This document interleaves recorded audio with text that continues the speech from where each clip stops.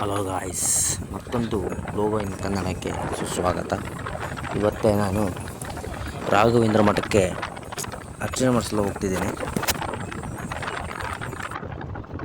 ಈ ರಾಘವೇಂದ್ರ ಮಠ ಇರುವುದು ಶಿವಮೊಗ್ಗ ಜಿಲ್ಲೆ ಶಿಕಾರಿಪುರ ತಾಲೂಕು ಶಿರಾಳಕೊಪ್ಪದಿಂದ 3 ಕಿಲೋಮೀಟರ್ ದೂರದಲ್ಲಿರುವ ಉಡುಗಣಿ ಎಂಬ ಗ್ರಾಮದಲ್ಲಿ. ನಾವು ಉಡುಗಣಿಗೆ ಈಗಾಗಲೇ ಎಂಟ್ರಿ ಆಗಿದ್ದೀವಿ, ನೋಡ್ತಾ ಇರ್ಬೋದು. ಇದು ಮಠದ ಎಂಟ್ರಿ. ಎಡಗಡೆ ತಿರುಗಿ ದೇವಸ್ಥಾನ ಸಿಗುತ್ತೆ. ದೇವಸ್ಥಾನದ ಒಳಗಡೆ ಅಪರೂಪವಾದಂತಹ ಮೂರ್ತಿ ನೋಡಲು ಸಿಗುತ್ತೆ. ಈಗಿನ ಎಂಟ್ರಿ ಅದೇ ಕಾಲು ತೊಳೆದಿಕ್ಕಂತ ಹೊರಟೆ. ಅಲ್ಲೇ ಮುಂದ್ಗಡೆನೇ ಮಾಡಿದ್ದಾರೆ, ಚೆನ್ನಾಗಿದೆ. ನೀವು ದೇವಸ್ಥಾನ ನೋಡೋದಾದರೆ ಮಂತ್ರಾಲಯದಲ್ಲಿ ರಾಘವೇಂದ್ರ ಸ್ವಾಮಿ ಹೇಗಿದೆಯೋ ಸೇಮ್ ಅದೇ ಥರನೇ ಮಾಡಿದ್ದಾರೆ. ಇದು ಎಂಟ್ರೆನ್ಸ್ ನೋಡಿ ಹೇಗಿದೆ, ಮಂತ್ರಾಲಯದ ರೀತಿಯೇ. ಗುರು ಸಾರ್ವಭೌಮ ರಾಘವೇಂದ್ರ ಸ್ವಾಮಿಗಳು. ನಾವು ಮೊದಲೇ ನಮಸ್ಕಾರ ಹಾಕಿ ಹಣ್ಣು ಕೈನ ಹೊರಗಡೆ ತೆಗೆದ್ವಿ.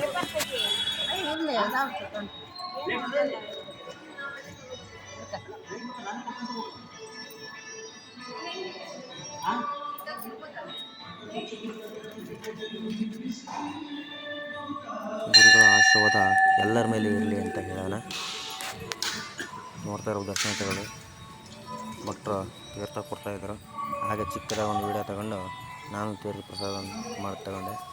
ಹಾಗೆ ಮಂತ್ರಾಕ್ಷತೆ ಕೊಟ್ಟರು, ಅದನ್ನು ತಲೆಗೆ ಹಾಕ್ಕೊಂಡು ಮುಂದೆ ವೀಡಿಯೋಕ್ಕೆ ಹೊರಟೆ. ಎಲ್ಲರೂ ಗುರುಗಳ ಆಶೀರ್ವಾದಕ್ಕೆ ಪಾತ್ರರಾಗಿ ಅತಿ ಸುಂದರ ನೋಟ ಇದು.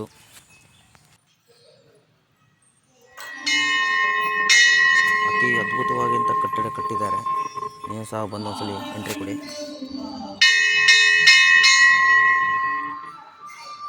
ಇದು ಚೆನ್ನಕೇಶ್ವರ ದೇವರು. ಅದರ ಬಲಗಡೆ ಇದೆ. ದೇವಸ್ಥಾನ ಪಕ್ಕದಲ್ಲಿ ಸಹ ಇದೆ, ಅಲ್ಲೇ ಸಹ ಹೋಗ್ಬೋದು. ತುಂಬ ಚಿಕ್ಕದಾಗಿ ಮಾಡಿರೋಂಥ ಮೂರ್ತಿ, ತುಂಬ ನೋಡೋಕೆ ಸುಂದರವಾಗಿದೆ. ಇದು ರಾಮ ಮಂದಿರ ನೋಡಿ, ತುಂಬ ಅದ್ಭುತವಾಗಿದೆ. ರಾಘವೇಂದ್ರ ಸ್ವಾಮಿ ಎಡಭಾಗದಲ್ಲಿ ಬರುತ್ತೆ, ಸೀತಾರಾಮ ಮೂರ್ತಿಗಳು. ಇದು ಎಂಟ್ರೆನ್ಸು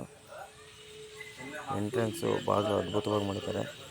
ಅದು ಸಹ ನೀವು ಹತ್ತಿರದಲ್ಲಿ ನೋಡ್ಬೋದು. ಒಂದ್ಸಲಿ ನೀವು ಸಹ ಎಂಟ್ರಿ ಮಾಡಿ ನೋಡಿ. ರಾಮಮೂರ್ತಿ